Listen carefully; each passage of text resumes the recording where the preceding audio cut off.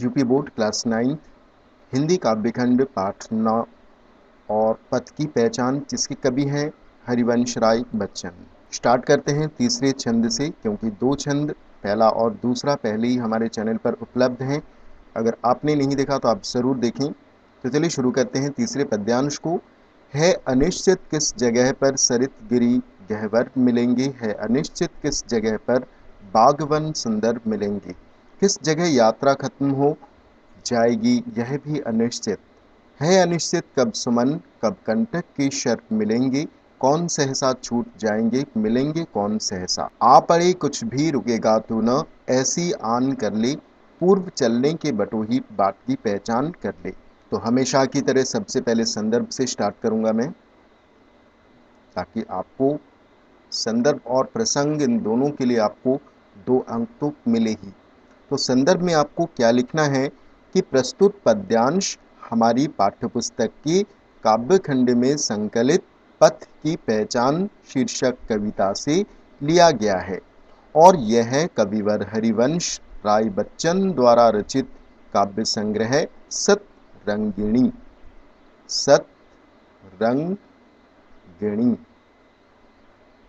ठीक है, सतरंगिणी काव्य संग्रह से लिया गया है। अब प्रसंग की बात करते हैं।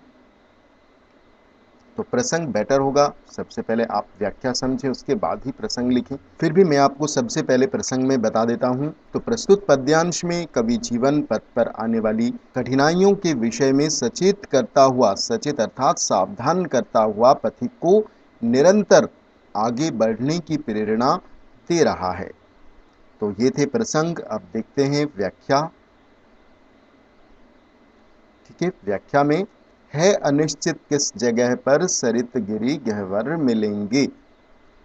तो कविवर बच्चन जी कहते हैं कि हे पथिक, है अनिश्चित अर्थात मार्ग में कुछ भी अनिश्चित अर्थात निश्चित नहीं होता है अनिश्चित अर्थात कुछ भी निश्चित नहीं होता है। किस जगह पर अर्थात बता नहीं, किसी जगह पर सरित अर्थात नदी, सरिता अर्थात नदी, गिरी अर्थात पर्वत और गहवर अर्थात गड्ढे मिलेंगे।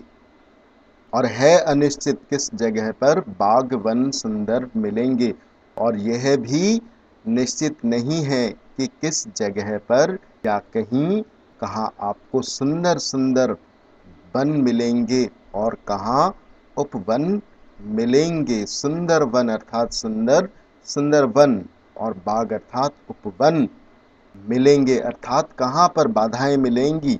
बाधाएं मीन्स ये सारी बाधाएं सरित गिरी गहवर अर्थात कहाँ नदियाँ, कहाँ पर्वत और कहाँ गड्ढे मिलेंगे। तो ये सारी बाधाएं हो गई।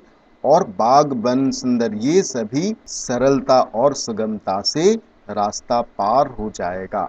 ये कुछ भी कह पाना असंभव है। किस जगह यात्रा खत्म हो जाएगी यह भी अनिश्चित, और यह भी कहना मुश्किल है, अर्थात यह भी कहा नहीं जा सकता है कि यात्रा कब खत्म हो जाएगी, यात्रा कब समाप्त हो जाएगी। यात्रा खत्म हो जाएगी अर्थात यात्रा समाप्त हो जाएगी, कहाँ पर, कहाँ यात्रा समाप्त हो जाएगी यह भी नहीं कहा जा सकता, यह भी निश्चित नहीं है अनिश्चित कब सुमन कब कंटकों के शर मिलेंगे। कंटक अर्थात कांटे और सुमन अर्थात फूल। ठीक है, सुमन अर्थात फूल और कंटक अर्थात कांटे और शर अर्थात कांटों के बाण, तीर। ठीक है, शर का अर्थ क्या होता है, कांटों के बाण।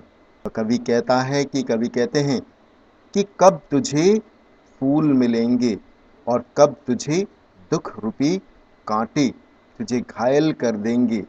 कंटकों के शर अर्थात कांटों के जो बाण, उससे कब तू घायल हो जाएगा, यह भी अनिश्चित है, अर्थात भविष्य के गर्भ में छुपा है, किसी को पता नहीं है भविष्य का, किसी को ज्ञान नहीं है कि भविष्य में क्या होगा, क्या तुम्हें कठिनाइयां मिलेंगी, सरलता मिलेंगी या फिर बाधाएं मिलेंगी। यह सब कुछ अनिश्चित है, निश्चित नहीं है। कब तुम्हें फूल मिलेंगे या फिर कांटे मिलेंगे, कांटों से बाण मिलेंगे जिससे तुम घायल हो जाओगे। ठीक है ना। तो कौन सहसा छूट जाएंगे मिलेंगे कौन सहसा।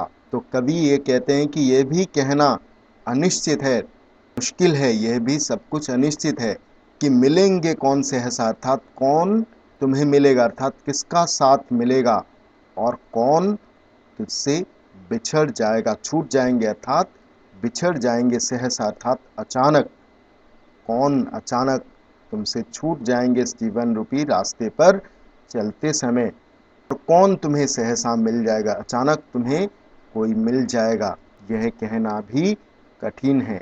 यह भी नहीं कहा जा सकता कि जीवन रूपी मार्ग में तुम्हें किसका साथ मिलेगा और कौन तुमसे अचानक छूट जाएगा। ठीक है ना। आ पड़े कुछ भी रुकेगा, तू न ऐसी आन कर ले। देखिए, आ पड़े कुछ भी अर्थात चाहे कठिनाइयां हो, चाहे कुछ भी हो जाए, कितनी भी बाधाएं या संकट क्यों ना आए, रुकेगा तू ना, अर्थात तू रुकेगा नहीं, ऐसी आन कर ले। आन अर्थात प्रतिज्ञा,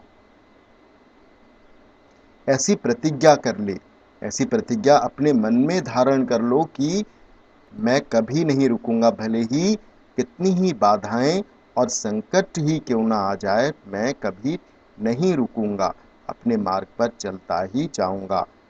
पूर्व चलने के बटोही बाट की पहचान कर ले।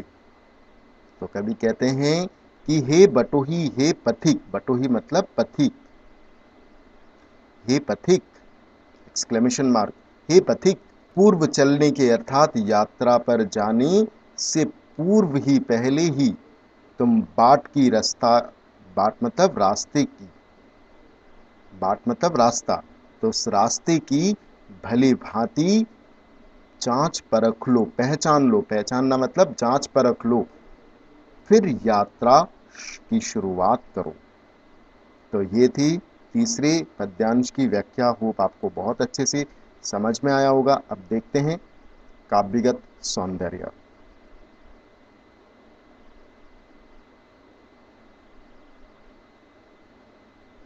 काव्यगत सौंदर्य में सबसे पहला पॉइंट क्या आता है? भाषा। भाषा, इसमें खड़ी बोली भाषा का प्रयोग हुआ है। जैसे मैंने आपको पहले ही बताया था कि हरिवंश राय बच्चन जी ने इन सतरंगिनी इस काव्य संग्रह में खड़ी बोली भाषा का प्रयोग किया है। दूसरा पॉइंट आता है गुण। गुण इसमें ओज गुण है। तीसरा पॉइंट है छंद। छंद इसमें तुकांत मुक्त छंद है। ठीक है। चौथा पॉइंट है रस। रस, इसमें वीर रस का प्रयोग हुआ है। ठीक है। पांचवा पॉइंट है अलंकार। देखिए, गिरी गहवर, ग वर्ण की इसमें पुनरावृत्ति हो रही है ना, आपको समझ में आया? आपको ग वर्ण की पुनरावृत्ति हो रही है, लगातार ग वर्ण वाले शब्द आ रहे हैं, जिसके कारण यहां पर अनुप्रास अलंकार है।